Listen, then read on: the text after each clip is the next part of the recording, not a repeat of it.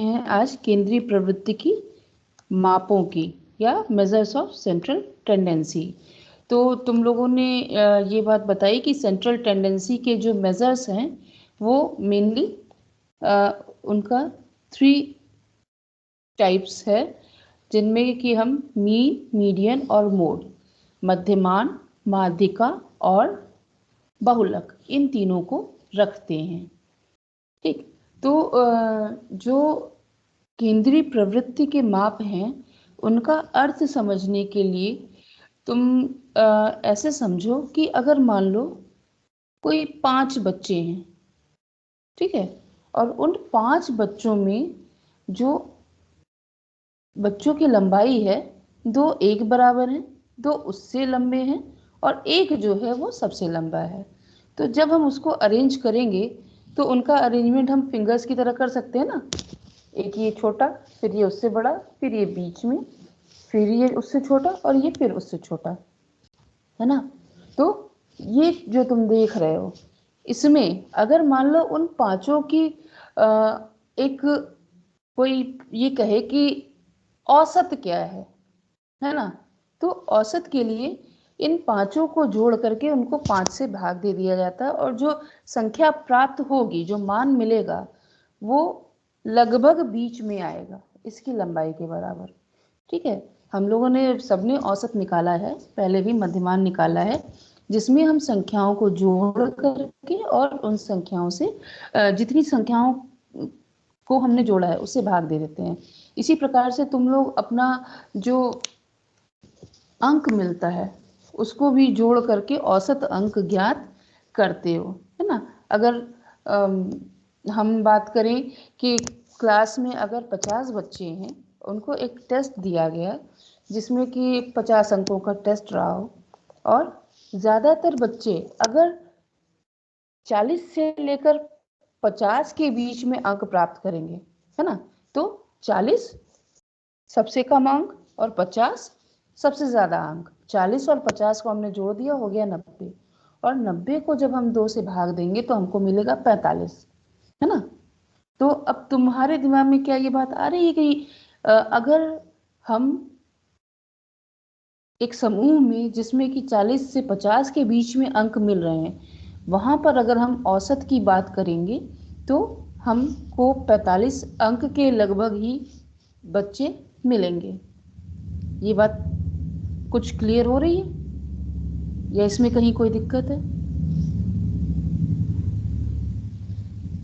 किसी ने भी हैंड रेज नहीं किया तो हम ये मान के चल रहे हैं कि तुमको ये बात समझ में आ रही है कि 40 से 50 के अंक में बीच होने पर जो औसत अंक होंगे वो लगभग 45 होंगे।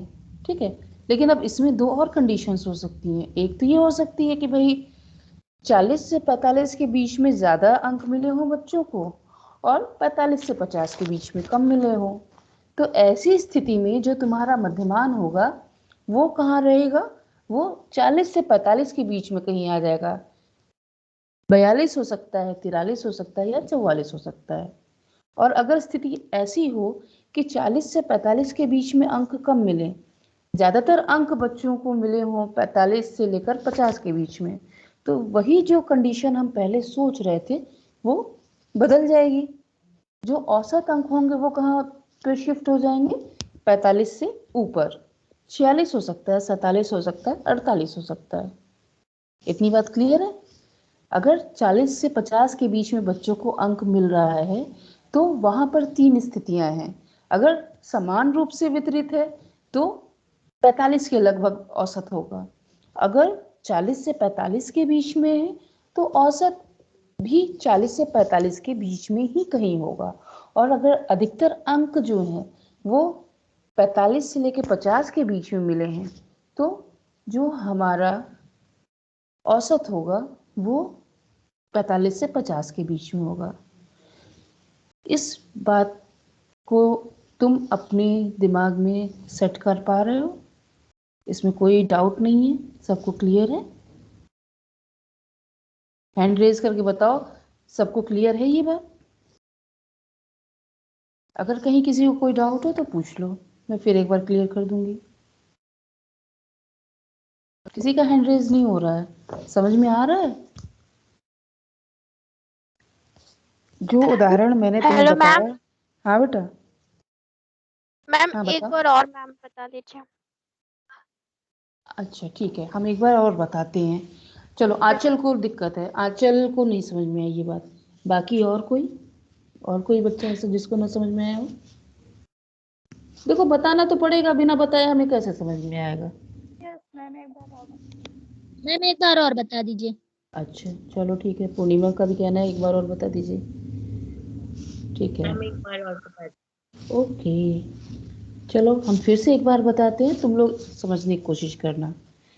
मैंने तुमसे ये कहा कि एक क्लास, चलो हम 50 बच्चों का उदाहरण नहीं लेते हैं, ठीक है, हम लेते हैं सीधे केवल 10 बच्चों की बात करते हैं। 10 बच्चों को 10 नंबर का एक क्वेश्चन पेपर दिया गया। ठीक है, 10 बच्चे थे, उनमें से 10 नंबर का एक क्वेश्चन पेपर दिया गया। तो अगर मान लो 1 से लेकर 10 तक सभी बच्चों को अंक मिल रहे हैं, ठीक है, किसी को 1 मिला, किसी को 2 मिला, किसी को 3 मिला, तो जब हम उसको सबको जोड़ करके 10 से भाग देंगे, तो जो हमारा एक ऐसा अंक मिलेगा जिसको कि हम ये कह सकें कि इससे हमें समूह का अंदाज़ा हो जाएगा, वो अंक 5 के लगभग आएगा। जो हम पहले 50 का उदाहरण ले रहे थे। अगर किसी को 1 मिला, किसी को 2 मिला, किसी को 3 मिला, इसी प्रकार से 10 तक जब मिलेगा तो उसको तुम जब जोड़ोगे तो उसका जो औसत होगा वो बीचों बीच आएगा। जैसे हमने उंगली वाला एग्जांपल बताया ना कि ये छोटा है, ये छोटा है, ये उससे बड़ा है और ये सबसे बड़ा है, तो जब इन सबको जोड़ करके तुम 5 से भाग दोगे तो जो संख्या मिलेगी वो लगभग इसके बराबर मिलेगी, ये औसत में आएगा। और इसी तरीके से जो अंक की बात हम कर रहे हैं, तो अगर 1 से लेकर 10 तक बराबर रूप से अंकों का वितरण रहेगा तो औसत 5 के लगभग आएगा। लेकिन अगर मान लो टेस्ट कठिन है और बच्चे 1 से लेकर 5 तक ही अंक प्राप्त कर पा रहे हैं, है ना, 6, 7, 8, 9, 10 नंबर किसी को नहीं मिला, तो ऐसी स्थिति में जब तुम औसत निकालोगे तो वो औसत या तो 3 आएगा या 4 आएगा या 2 आएगा, 2, 3, 4 यही आएगा, 1 नहीं आएगा क्योंकि कुछ को ज़्यादा मिला है, और 5 भी नहीं आएगा क्योंकि कुछ को कम मिला है ना। तो ये होता है एक औसत वाली बात कि जब 1 से लेकर 5 तक के अंक मिलेंगे तो वहाँ अगर हमें ये समझना है कि औसत अंक कितना है, कि हमें ये पता चल सके कि क्लास में बच्चों का परफॉर्मेंस कैसा रहा, तो औसत अंक 3 है या 4 है, मतलब ज़्यादातर बच्चों को या तो 3 अंक मिले हैं या 4 अंक मिले हैं। और तो क्या मैम ये मध्यमान नहीं निकल पाएगा इससे? बेटा ये मध्यमान ही है जो हम बता रहे हैं तुम्हें। ये जो मध्यमान है इसका हम प्रयोग कहाँ कर रहे हैं? जैसे अगर कोई प्रिंसिपल है ना, प्रिंसिपल ने टीचर से पूछा, मान लो 4-5 सेक्शन है, तो प्रिंसिपल ने टीचर से पूछा सेक्शन ए वाले से कि आपके स्टूडेंट्स का औसत परफॉर्मेंस कितना है, मीन कितना आया। उसने बताया कि हमारे स्टूडेंट्स का मीन आया है 4। ठीक है, दूसरी क्लास से पूछा, उसने कहा 6। तीसरी से पूछा, उसने कहा 8। चौथे से पूछा, उसने बताया 2। ठीक है, तो हमारे पास जो नंबर है वो हो गए 4, 6, 8 और 2। ये 4 सेक्शंस के अगर मध्यमान हैं तो इससे तुम लोग अपने दिमाग में एक ये निष्कर्ष निकाल पाओगे ना कि किस क्लास के स्टूडेंट्स का परफॉर्मेंस अच्छा है और किस क्लास के स्टूडेंट्स का परफॉर्मेंस उतना अच्छा नहीं है। क्या हम इससे ये निष्कर्ष निकाल सकते हैं? Yes ma'am. Yes ma'am. Supriya ने यस कहा, बाकी लोग बताएं।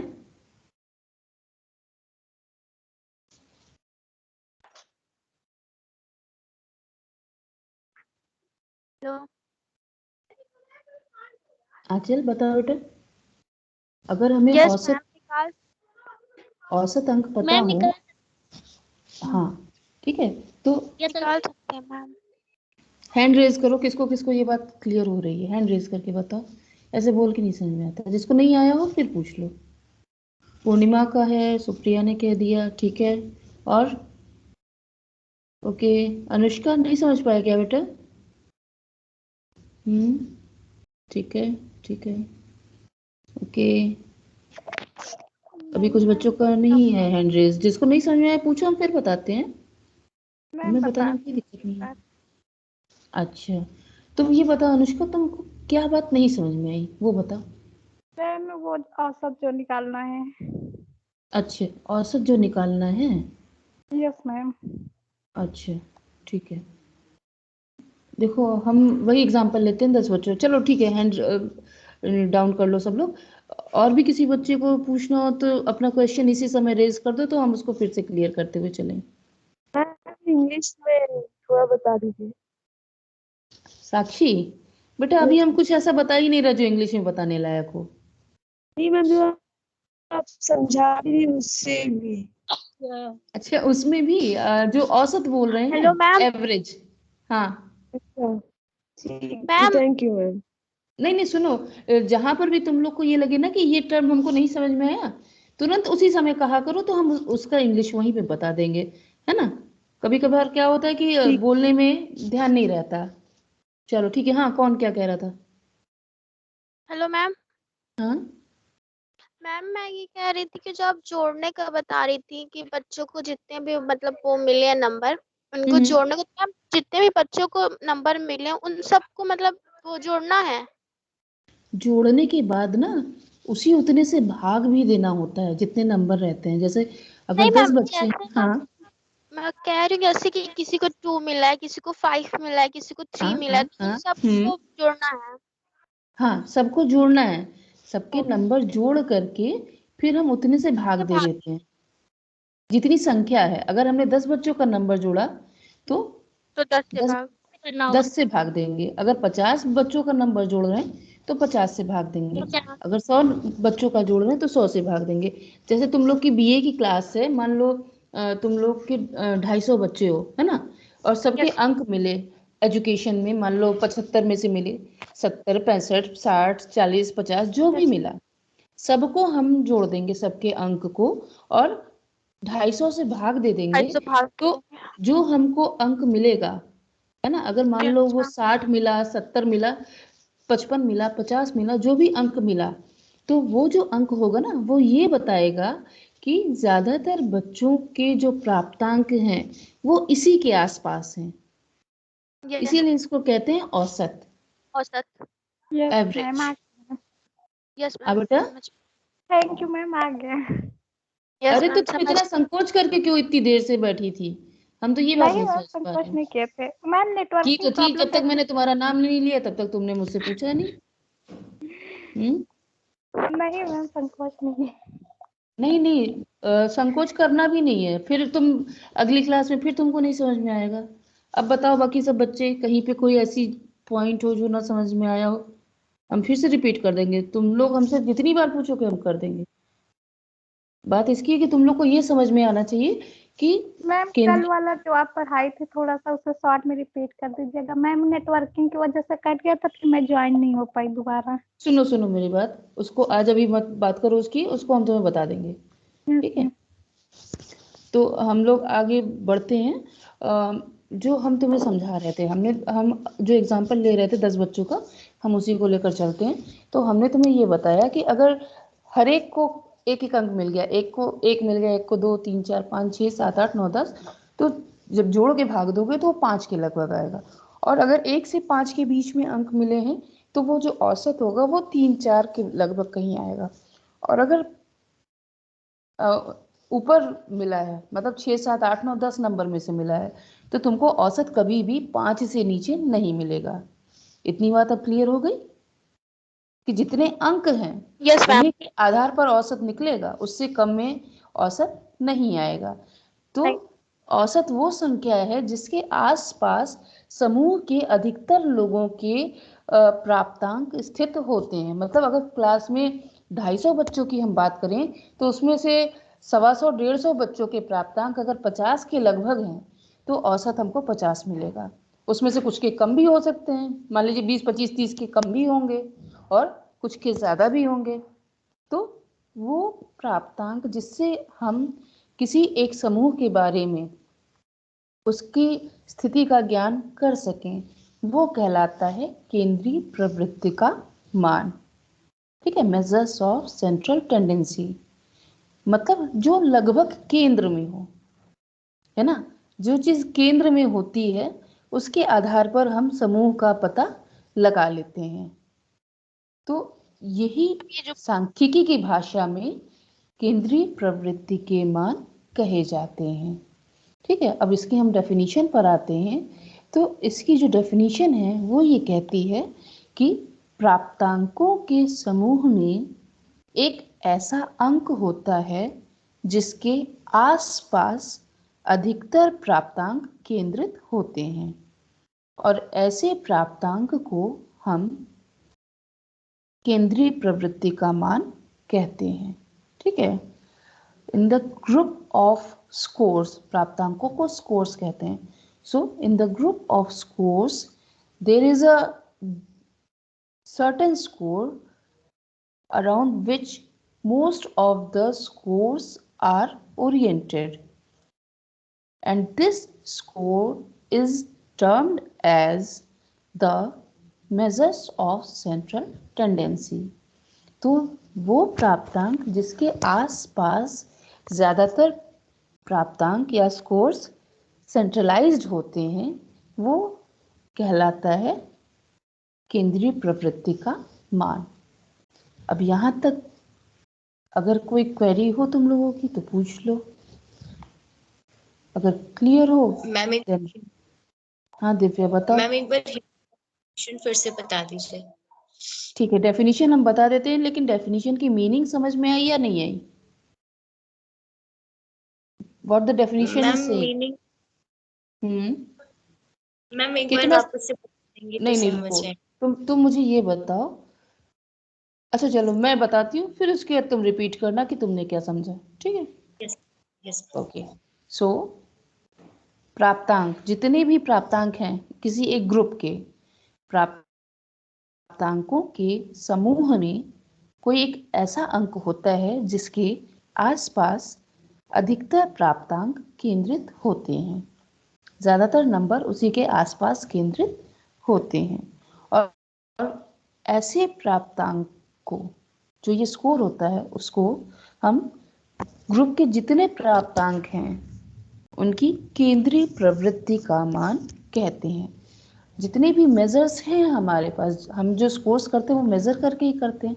तो जितने भी स्कोर्स हैं या जितने भी मेजर्स हैं, उन मेजर्स में जो सेंट्रल पोजीशन पर, लगभग सेंट्रल पर एकदम, हम जैसे हमने तुम्हें बताया कि हम अनुमान के आधार पर भी यहाँ काम करते हैं, तो हम ये नहीं कह सकते कि नहीं एग्जैक्टली यहीं पर, लेकिन हाँ उसके लगभग में जो भी प्राप्तांक हमको मिलता है उसको हम केंद्रीय प्रवृत्ति का मान कहते हैं। सो नाउ अगर तुम्हें समझ में आ गया हो तो रिपीट करो। रिपीट मतलब शब्दों में नहीं, उसका अर्थ क्या समझा,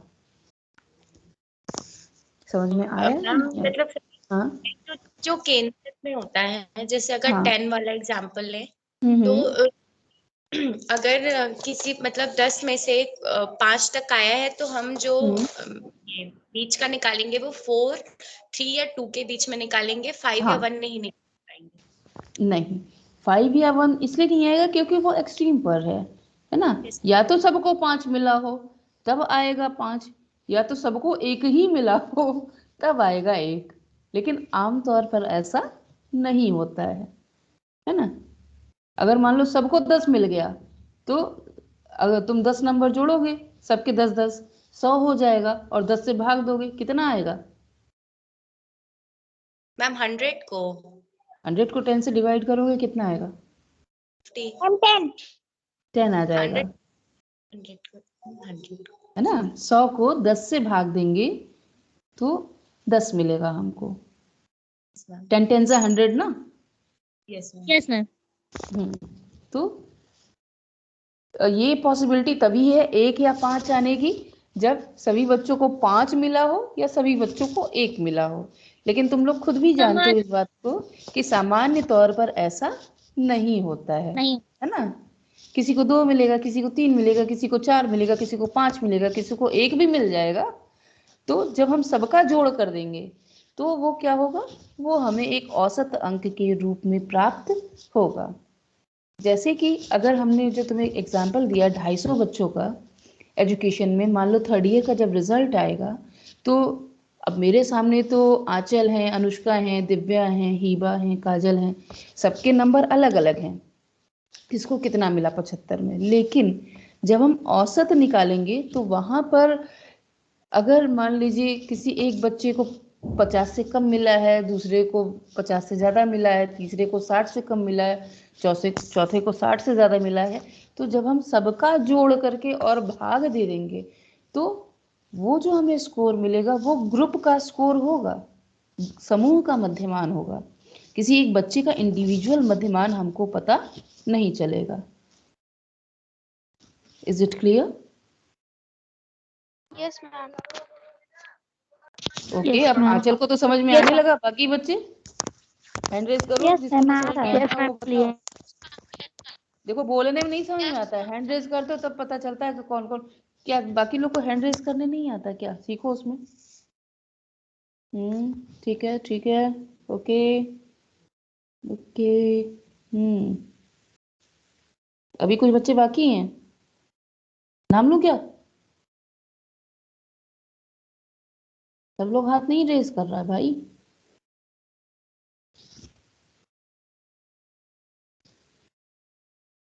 जिसको प्रॉब्लम हो पूछ लो। Any problem? Yes ma'am. हाँ बताओ। मैम मैं क्लास नहीं ले पा रही हूँ, शाम को मैम कोचिंग चले जाते हैं तो मैम स्टडी अरे खुद से पढ़ा रागिनी, जो अभी चल रही है क्लास उसका बताओ पहले। मैं अभी अभी ज्वाइन ही हुई हूँ। अच्छा ठीक है, तो बाकी लोग को पढ़नी तो देखो। मेरी प्रॉब्लम ये है कि मेरा 15 दिन का छूट गया है तुम लोग का क्लास, समझे? तो अगर हम एक्स्ट्रा नहीं लेंगे तो कोर्स नहीं कंप्लीट होगा। मैम प्लीज 6:30 से कर लीजिए फिर। सुनो मेरी बात, हम रिकॉर्ड करके रिकॉर्डिंग दे दिया करेंगे, उल्टी सीधी जैसी भी रिकॉर्डिंग होगी तुम लोग देख लिया करो, ठीक है? Yes ma'am. Yes ma'am.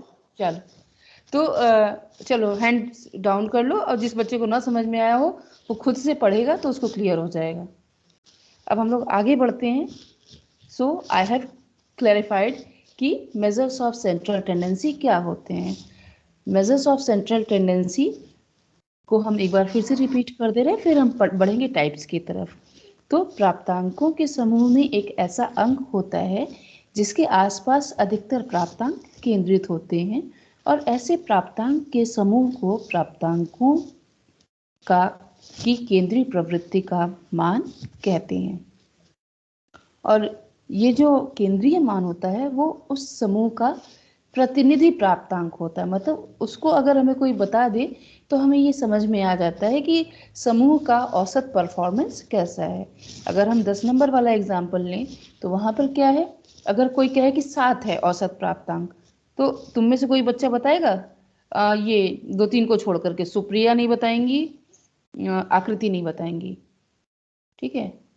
और कोई बच्चा अगर बता सके कि अगर 10 में से 7 अंक आ रहा है मध्यमान, तो इसका क्या अर्थ है, इसका क्या मतलब निकलेगा?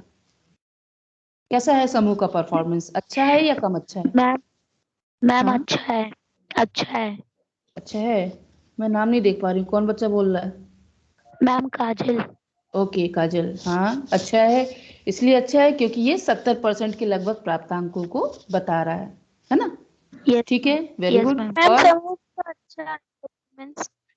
हाँ बेटा, मैम अच्छा परफॉर्मेंस क्योंकि 7 के लगभग आ रहा है तो वही ठीक ठीक ठीक, ठीक। Very good. तो तुम लोग मेरे ख्याल से अब समझ गए हो कि मेजर्स ऑफ सेंट्रल टेंडेंसी क्या है। अच्छा, अब तुम लोग नहीं बताओगे जिन्होंने बताया, और बाकी कोई बच्चा बताएगा कि अगर अंक, एक मिनट बच्चों, अगर औसत 10 में से 3 का मिल रहा है तब उसका क्या अर्थ होगा? मैम ठीक नहीं है, बहुत बुरा है। Very good. समझ में आ गया अनुष्का? Yes ma'am. अरे वाह, चलो। मैम 3 एवरेज अंक है, से भी इसका कम है। मतलब है बेटा, मैम एवरेज से भी कम है।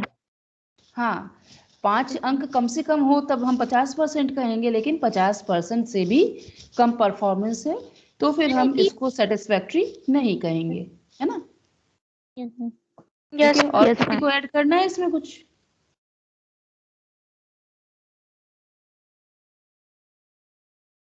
चलो, ऐड नहीं करना तो अच्छी बात है। हमें जहां तक लगता है कि तुम लोग इस बात को समझ गए हो कि सेंट्रल टेंडेंसी क्या होती है। जो केंद्रीय माप हमें मिल रही है उसके आधार पर हम समूह के बारे में एक निष्कर्ष निकालते हैं। आई थिंक अब तुम लोग ये आंसर दे पाओगे जो हम लोग क्लास का एग्जाम्पल लेकर चल रहे थे कि अगर 10 में से औसत अंक जो हैं सेक्शन ए को 2 मिल रहे हैं, बी को 4 मिल रहे हैं, सी को 6 मिल रहे हैं और डी को 8 मिल रहे हैं, है ना? तो इन चारों सेक्शंस में से कौन सा सेक्शन सबसे, 1 मिनट, इसका आंसर रूपाली पांडे देंगी। अगर कंडीशंस ऐसी हैं तो कौन सा सेक्शन ऐसा है जिसका परफॉर्मेंस हम अच्छा कहेंगे? अगर मध्यमान section A B C D का 2 4 6 8 है तो कौन सा ऐसा सेक्शन होगा क्लास का जिसका परफॉर्मेंस सबसे अच्छा होगा? रूपाली बताओ।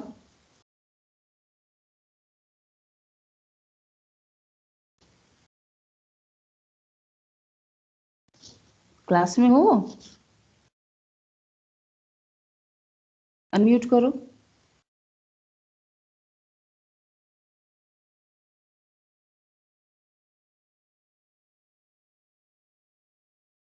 नाम तो सामने दिखा रहा है, बोल नहीं रही है। रूपाली पांडे। Yes ma'am. हाँ बेटा, तो बताओ ना, आंसर क्यों नहीं दे रही? मैम हूँ, दरअसल मेरा नेटवर्क खराब है मैम, इसलिए मैं सुन नहीं पा रही हूँ क्लियर। अच्छा चलो, मैं अपना एक क्वेश्चन है उसको रिपीट करती हूँ, अगर तुम्हें समझ में आया हो तो उसका आंसर देना। Okay ma'am. ठीक है। हम लोग औसत के बारे में अभी तक पढ़ाई की हमने ये प्रश्न पूछा कि किसी एक विद्यालय में 10वीं कक्षा के 4 सेक्शंस हैं, सेक्शन ए, बी, सी और डी। 10 अंकों के प्रश्न पत्र में सेक्शन ए का बच्चों का मध्यमान 2 है, बी का 4 है, सी का 6 है और डी वालों का 8 है। तो ऐसा कौन सा क्लास है जिसकी परफॉर्मेंस को हम सबसे अच्छा मानेंगे? मैम सी और डी। मैम सी और डी को, क्योंकि उनका। एक मिनट, रूपाली ही बोल रही हो ना? Yes ma'am. हाँ बताओ बेटा। मैम सी और डी को, क्योंकि डी 80 है, मतलब उनकी रैंकिंग अच्छी है मैम, तो उनका अच्छा मानेंगे। ठीक है, तो सबसे अच्छा की अगर बात होगी तब तो डी का ही नाम आएगा, लेकिन सी का भी एवरेज से ऊपर है, 60% के लगभग है और डी वालों का 80% के लगभग परफॉर्मेंस है। ओके, इसलिए मैम। तो सुन तो रही थी, तब बोल क्यों नहीं रही थी पहले? नहीं मैम, मैं मुझे लगा, मैं कंफ्यूज हो गई मैम, मैं अपना नाम नहीं अच्छा सुन चलो, पाई थी अब तो अच्छे। समझ में आ गया ना? Yes ma'am. चलो ठीक है। जी मैम। इसमें शिवमती देवी हैं, आप अनम्यूट कीजिए।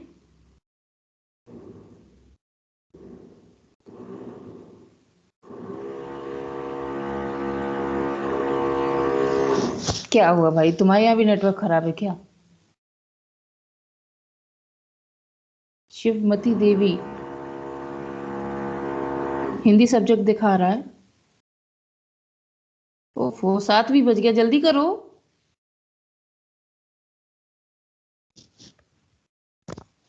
कहाँ गई भैया?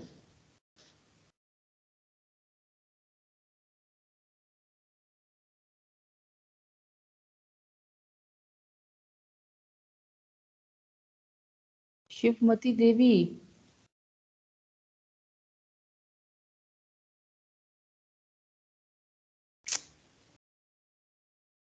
शिवमती देवी बोलो भाई।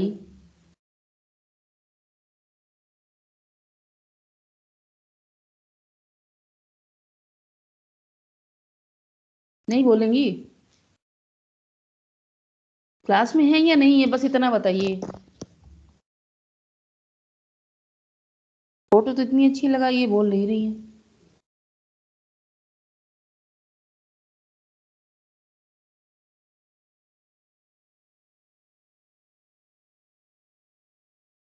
शिवमती देवी जी, आपका फोन नंबर होगा, मैं लेके फोन करूंगी। कृपया अनम्यूट कीजिए और बोलिए जल्दी।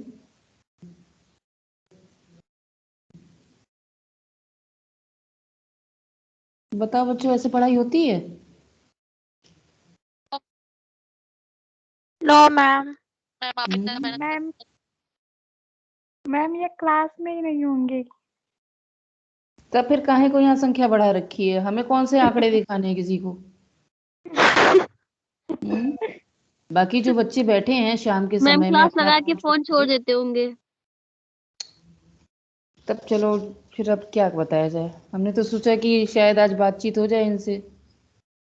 चलिए ठीक है, अब 5 मिनट का और टाइम दो हमको। जो मीन मीडियन मोड है उसके बारे में हम तुम्हें बता देते हैं। बाकी चीज़ें इसकी जो हैं वो तुम लोग किताब में पढ़ोगे, और नहीं समझ में आएगी तो कल हमसे पूछोगे। कॉन्सेप्ट तुम लोग को क्लियर हो चुका है जहाँ तक हमें लग रहा है, और इसके बाद भी अगर कहीं कोई क्वेश्चन रह जाता है तो अगली क्लास में हम लोग डिस्कस करेंगे। ठीक है, देखो इसमें जो मैम मीन है, हाँ मैम थोड़ा इसका पढ़ने का भेज दीजिएगा मैम मटेरियल।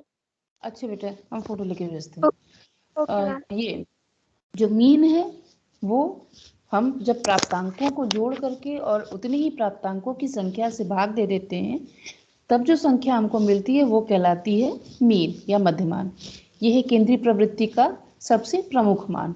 फिर जो दूसरा है मीडियन। मीडियन में हम क्या करते हैं कि जो प्राप्तांक हैं, जब हम लोग सवाल करेंगे तब भी तुम लोग देखोगे, उनको क्या करते हैं कि क्रम के अनुसार व्यवस्थित कर लेते हैं, है ना।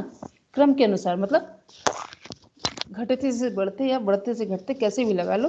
तो जो बीच में मान मिलेगा हमको वो कहलाता है मीडियन या माध्यिका। और मोड जो होता है, जैसे मान लो अगर हम 10 नंबर वाला एग्जाम्पल लेते हैं, उसमें ज़्यादातर बच्चों को 6 नंबर मिला हो, है ना, तो सबसे ज़्यादा बार जो नंबर आएगा वो कहलाता है मोड या बहुलक। तो ये जो तीन हैं, इसमें मीन में हम क्या करते हैं, संख्याओं को जोड़ के उतनी ही संख्या से भाग दे देते हैं तो हमको मीन मिल जाता है। मीडियन में हम क्या करते हैं, संख्याओं को क्रम के अनुसार व्यवस्थित करके जो बीचों बीच नंबर मिलता है उसको हम माध्यिका कहते हैं, है ना। और जब हम बताएंगे तो हम ये भी बताएंगे कि मीन इतना है, मीडियन इतना है, तो तभी सुनने वाले के दिमाग में ये बात क्लियर होगी कि हम किस चीज़ के बारे में उससे बात कर रहे हैं। और मोड में क्या होता है, मोड की तो परिभाषा में सबसे अच्छी लगती है, तुम लोग को भी सबसे अच्छी लगेगी, कि प्राप्तांकों के समूह में जो प्राप्तांक सबसे ज़्यादा बार आता है वो कहलाता है मोड या बहुलक। तो ये 3 मेजर्स ऑफ सेंट्रल टेंडेंसी हैं। अब तुम लोग इसके बारे में पढ़ोगे और इसको नोट करोगे, और नोट करके कल हम, मतलब कल क्या, अगर टाइम मिला तो कल, नहीं तो फिर अगली क्लास में हम लोग इसको डिस्कस करेंगे। ठीक है, अब 7:04 हो गया है। अब हम लोग करते हैं आज की क्लास को यहाँ पर stop. Thank you ma'am. Ma'am इसकी फोटो नोट्स भेज दीजिएगा।